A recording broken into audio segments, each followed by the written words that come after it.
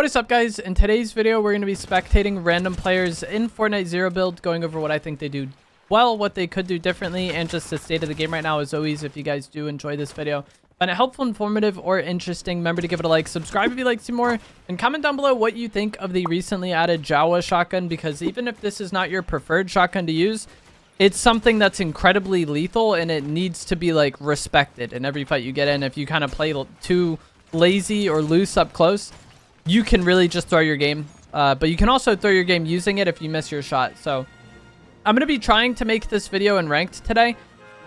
Making a spectating video this week that I think is like decent and actually worth posting has been incredibly difficult. My rank is not very high. I've only played like 5 or 6 matches this season. I'm like platinum something. But I think even spectating one of these lower ranked lobbies could be somewhat interesting for players who are actually struggling in these ranks. One thing that I've noticed is that it seems like a lot of these players are scared to fight. And with ranked, you obviously kind of want to play a bit more passive. But I think that's something you mainly want to worry about in the higher ranks. In some of these lower ranks, a lot of players are not the greatest fighters. And so if you are struggling to rank out of anything like lower than elite, I would say, you really just want to work on your fighting skills. I think that's more important than trying to survive and like play incredibly passive for placement in some of these lower ranked matches. We'll see what this player ends up doing. But I've noticed a lot of people just seem like very scared to fight.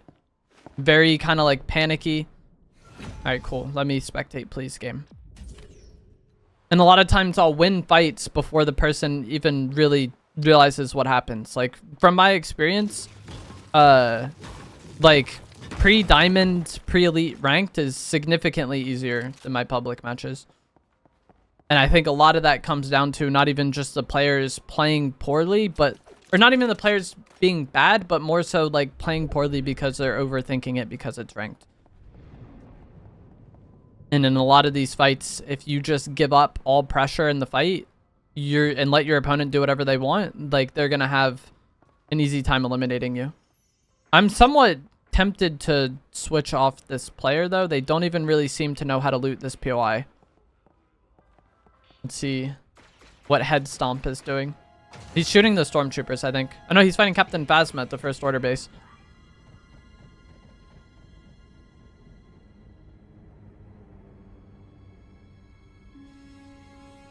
Incredibly passive. I don't know if there's somebody else here that he's aware of or what. But the more time you just do nothing like this, like, you're making the game harder for yourself because other players are going to loot up. He's going to get this third party elimination. That's good. Is there a shield over here, though?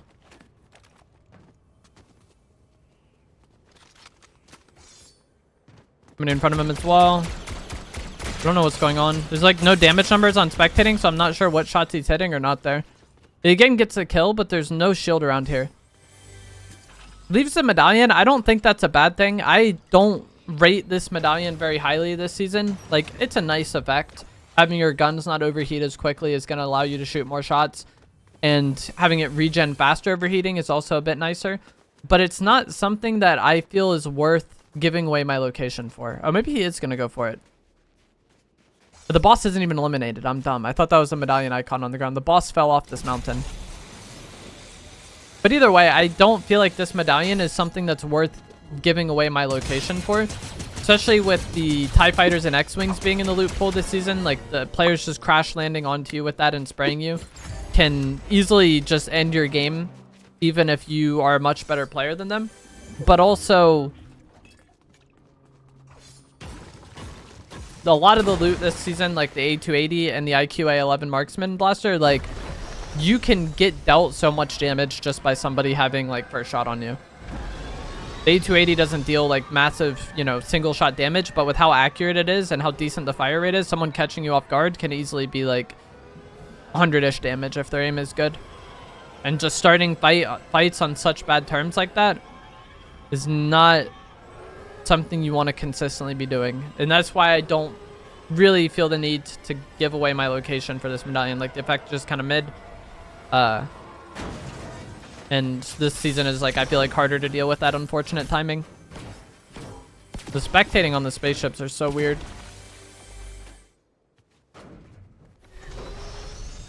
Player only has a common auto shotgun, unfortunately.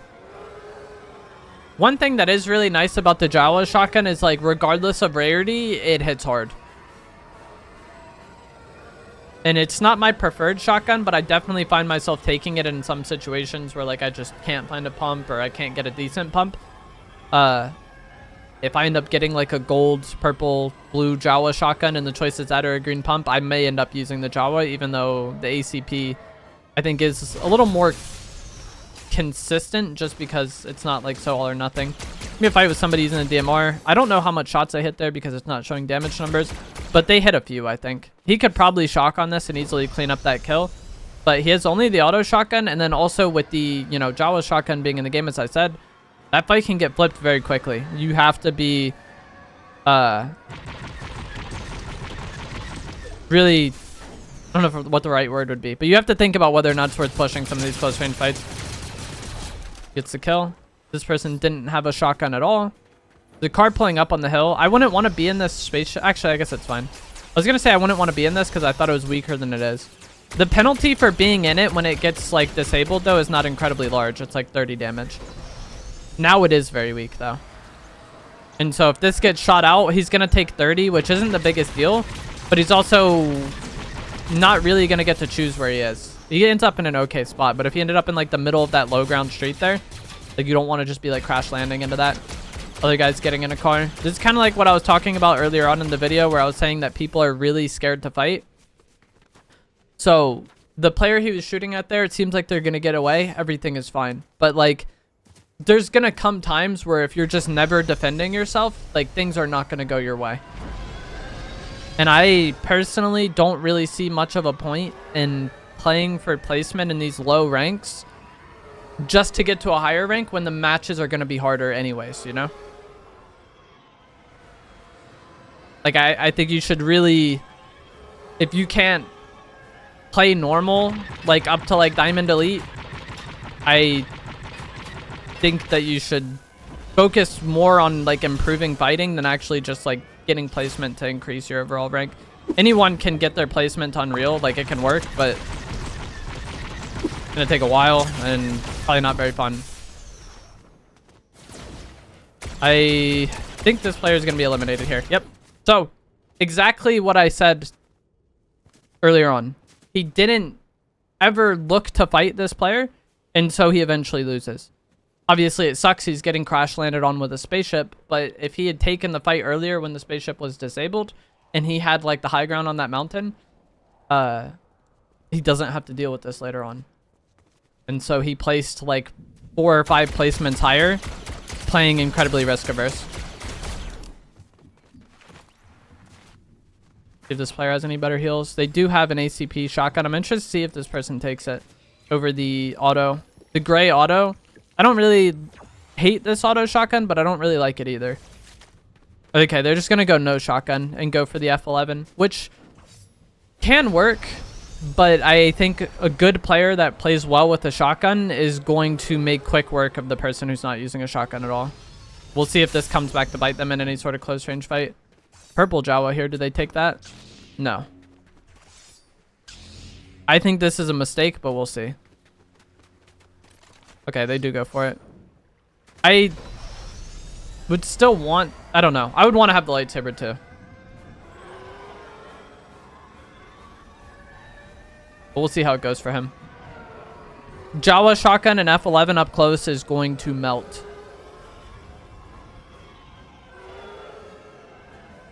He could take this ship to the gas station and heal it, but he's probably going to deal a lot of damage to it, trying to park it in there. Getting shot down. Getting shot from behind him, I think. Gets out and... Oh, I thought he was about to... Okay, he did take fall. I thought he was about to die to fall there. Gets that kill, but this is what I was saying about just relying on the spray in close range. That was like an awkward fight. But he took like 100 damage there. He got some of it back because of Siphon, but you do that consistently over the course of the game, and eventually it's going to add up, and you're going to, you know, be using heals you didn't need to use. Be like more vulnerable for third parties that you didn't need to be vulnerable for. And that's why, like, I've never really liked spray only in close range, because pretty much every close range fight becomes just like damage trade. That fight was something definitely unique. Like it was a weird one, but if you're consistently just like opting into that, it's a very coin flip playstyle. Someone's getting a lightsaber in front of him here. When they come out of this, they're going to be... Oh no, they haven't even gone in yet. Okay. I was going to say when they come out of this, they're invincible for a period of time, but they didn't even go in. He cracks their shield too. I don't know if he's really going to be able to do much else here, because it's like this car is relatively healthy and the A280 isn't the greatest thing at breaking cars. But the fact that he has 2 ARs here, it's going to be nice if he is able to disable the car, because he can overheat his A280 and not really care about it because he has the F11 as well when he does force this player out of the car.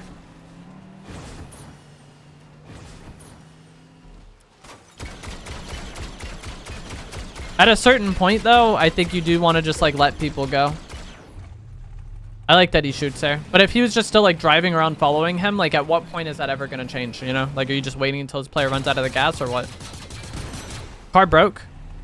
If he boosts his car here, he'll catch up to them. This person that's in that car that just blew up is not very good. The car gets disabled, and then a period of time after that, it will blow up. And the person inside will take damage. And they just stayed in the car for the entire overheat period.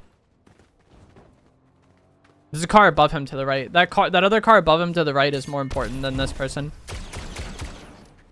Because this person is weak, scared, and panicking. You don't want to like focus this kill and then get shot by someone who actually matters. I think it's behind them. The car. It sounded like that, but the audio feels like weird to me right now. They're zipping up. He could get shots on this and then shockwave up there. Yeah. He could take the zip. By the time he gets up here too. Okay, this is a kill.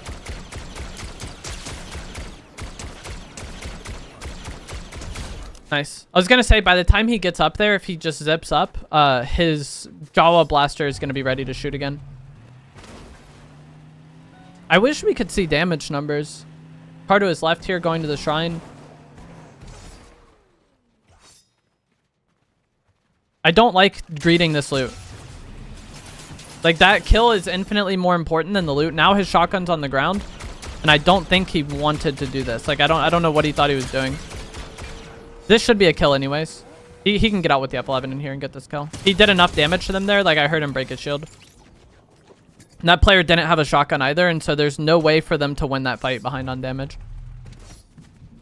If that Zadie, like, hits an incredibly hard Jawa shot and then, like, swap to low, then they could maybe turn that fight. But if you're no shotgun, it's really hard to turn a close range fight that isn't going your way.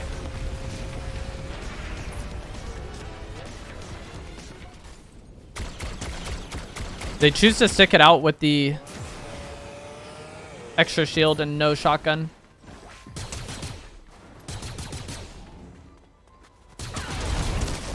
GG's.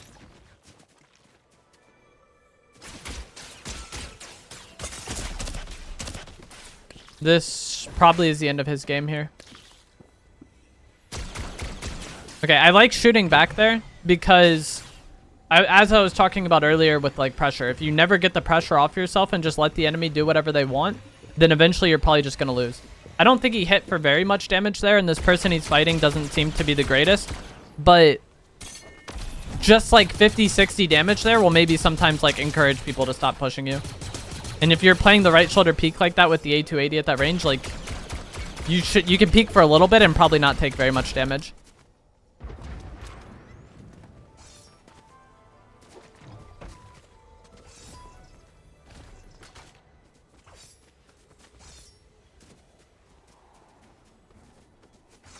And if you have like the IQA11 marksman rifle and you peek, like 1 or 2 shots might just like full get somebody off of you and allow you to heal. I'd use his entire chug jug though. There's 12 opponents remaining.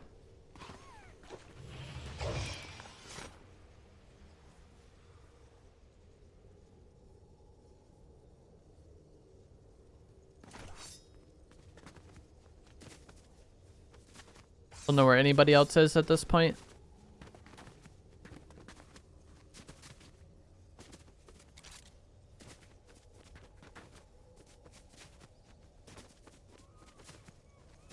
But I feel like what I talked about earlier on in the video at the very start about players in this lower rank really not feeling comfortable fighting, I feel like that is mostly kind of like reigned true up to this point. A lot of the fights this player has gotten is just somebody full running away from him. And it does happen in public matches, but I feel like ranked is like an even more extreme degree at times than the lower ranks. And if you are struggling to rank up out of these, I think just playing it a bit more normal and not like feeling like you need to play incredibly safe because it's ranked can go a long way. Because nothing that I've seen in this match has been like very impressive. Even this player here has 11 kills. Like, I don't think they've played particularly amazing.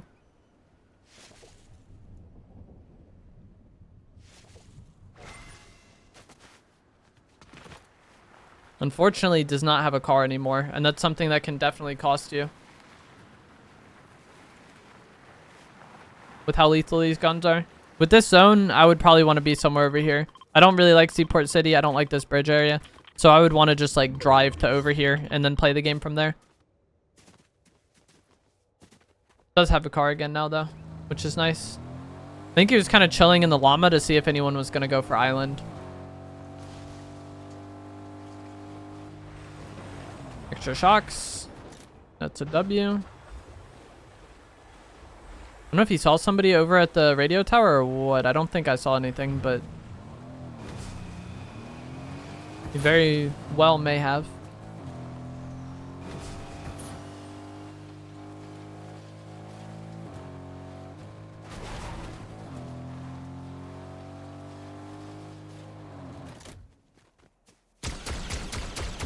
That's a lot of damage. I think this TIE fighter is relatively weak too. So if they can't just get in it to like run away. They're to the left. They're like running up this mountain. I don't think he saw them, but like he saw them. They're wrapping around on the outside of the mountain. I don't think it's really gonna matter though. Again, this is somebody that just didn't shoot their gun.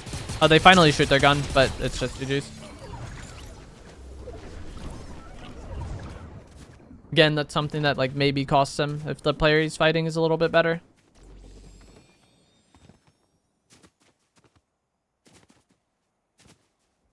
But it just doesn't really matter in the end.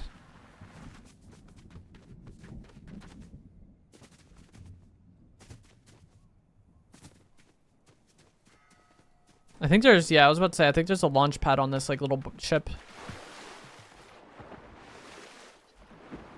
Oh no. I think the zone went Seaport City. Yeah, this match is going to take like 5 more minutes to end than it needs to. I feel like Seaport City just like slows everything down. Like ranked just naturally kind of plays at a slower pace. But the fact that this is Seaport City ending just makes it very hard to get anything going. And I don't blame them. Like if I was here too, I would just be chilling because I don't want to like deal with anybody hiding in any of these buildings, especially with how lethal the Jawa shotgun is. You walk into somebody holding a right shoulder peek with that, not knowing they're there, and that's probably just the end of your game. Still 11 opponents, so.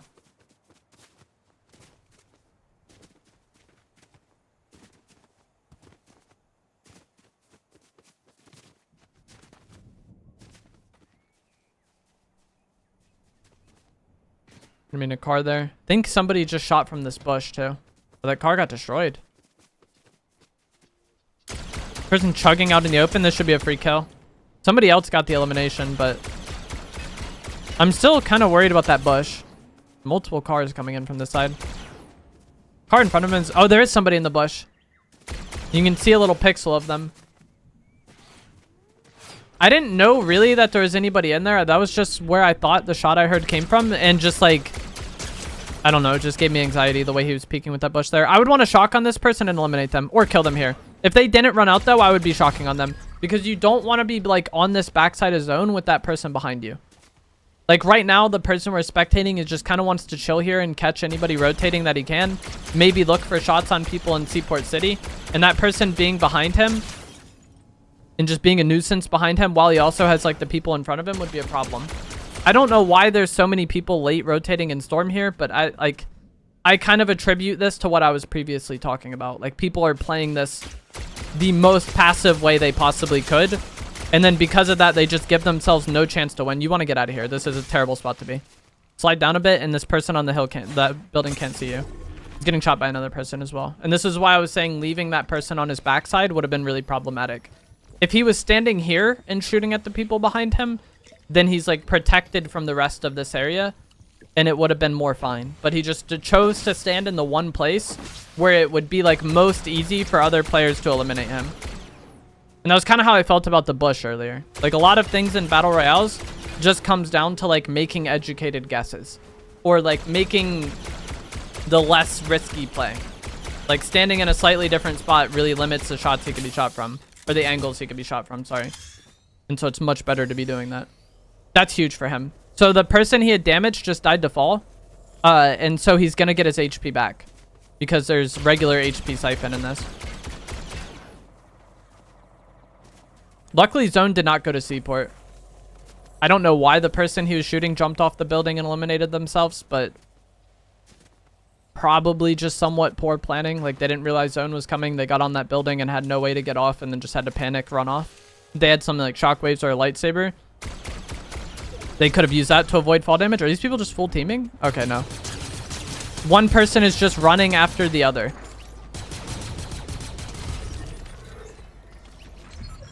Wow. All right, 3 opponents remain. But yeah, planning definitely does matter. If you're going to stand on a tall building, or just anywhere, like, have some sort of idea of what you're going to do next and when you're going to do it. I feel like the person on the building was too tunnel visioned on this kill and not really thinking about like what happens if I need to get down, you know? And then Zone ended up moving. 2 players remain. One's in a car. I would want to grief this car if I could. But also, he has 6 shocks, so I don't think he's in a really like terrible spot here.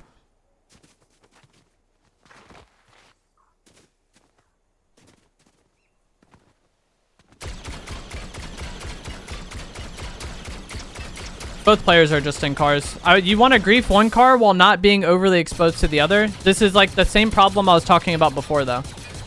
Like, he's standing in one of the worst spots he could possibly stand. I don't know where the other car went, but if the other person had got out to like shoot at him in this time because he was over focused that truck, like, bad things would be happening for him. 1 player remains.